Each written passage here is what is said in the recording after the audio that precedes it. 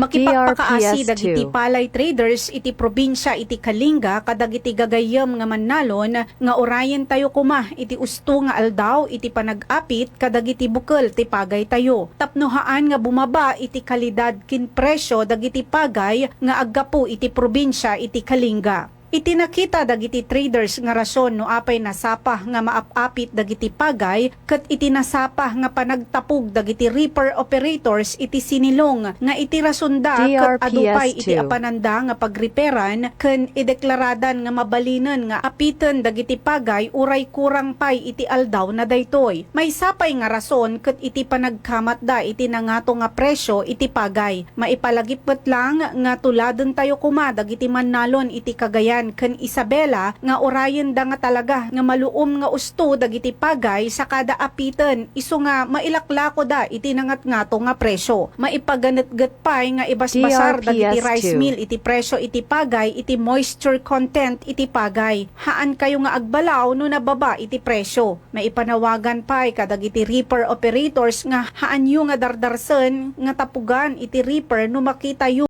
nga madipay usto iti aldaw na. Kastamet nga ipaganetget dagiti traders nga haanda nga gatangen dagiti pagay yu no adda pay makita da nga kulay green na dagitoy. Pakakitaan nga madi usto ti aldaw dagiti pagay tayo. Tapno maisubli iti nangato nga kalidad dagiti pagay ditoy probinsya iti Kalinga.